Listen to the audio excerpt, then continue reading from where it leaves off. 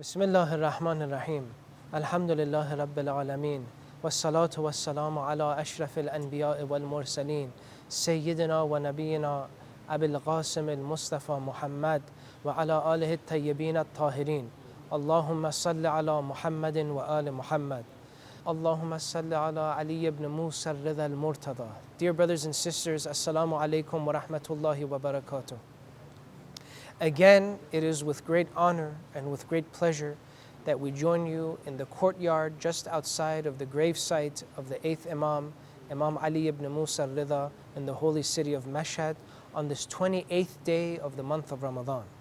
While we're not sure whether we'll have another day of Ramadan tomorrow or not, regardless, inshallah, in this session we'll try to wrap up the discussions that we've been having in the previous nights.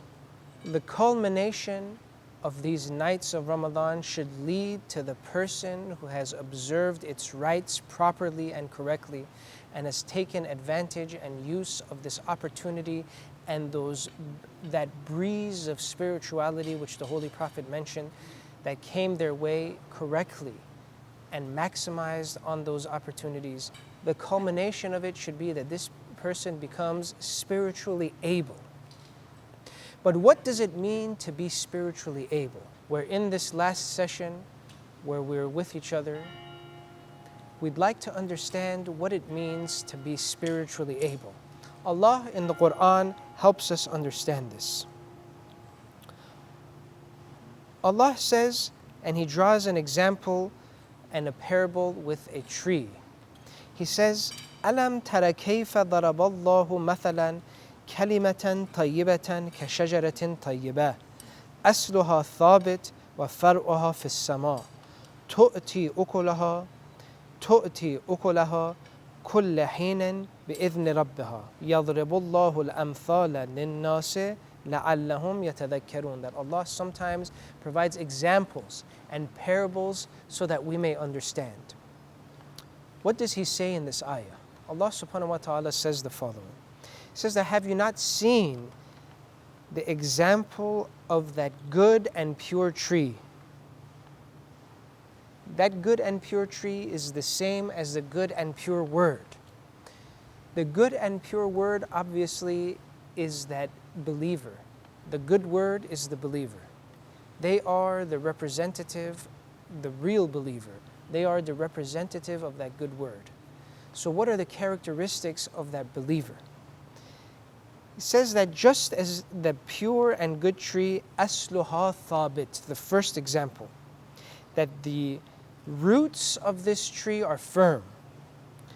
The mu'min likewise should also be firm in their beliefs, not shaky, is not pulled to one direction or another, is not attracted to false ideologies, has a strong hold in their faith. That ma'rifatun bil qalb. This causes that person to have those firm and strong roots.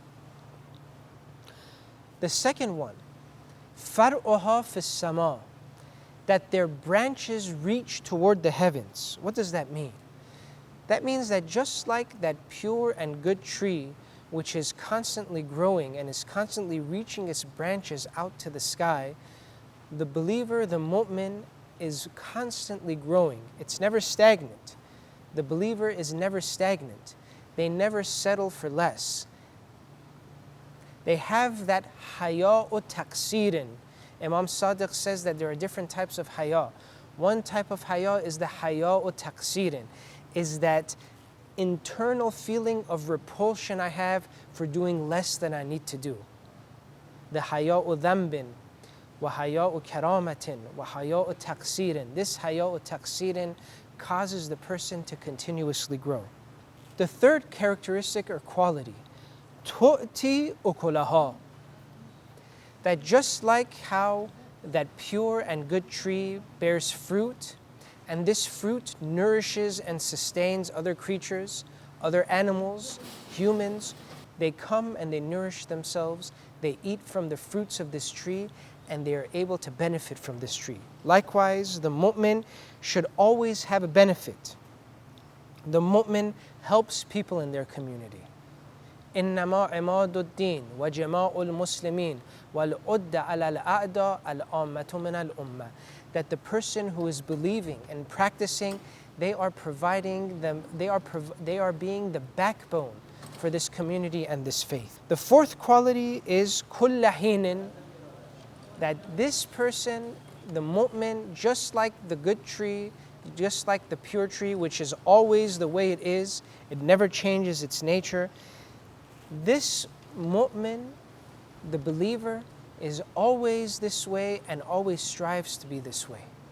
They are not just people who are spiritual during a certain time or a certain day or when it's convenient for them. They aspire and they strive to be spiritual and aware, and they try to cultivate piety in themselves all the time. The fifth quality is بِإِذْنِ رَبِّهَا, that they do this with the instruction and with the guide that Allah has sent down for them. They don't try to develop their own false sense of spirituality. They don't try to go after some niche actions. They don't try to go after some fringe actions and some fringe spirituality in order to satisfy their own ego and their own soul. They are after real spirituality. And so, just like that pure and good tree which has a blueprint, this believer also follows the blueprint set by Allah through His guides, the prophets and the Imams, in order to traverse the spiritual path. We have reached the time for the Fajr in Mashhad, and it's the tradition here to sound the drums and the horns to prepare the people for iftar, inshallah. And so, again, it is with great honor that we join you in the courtyard, in the holy shrine of Imam Reza in the holy city of Mashhad.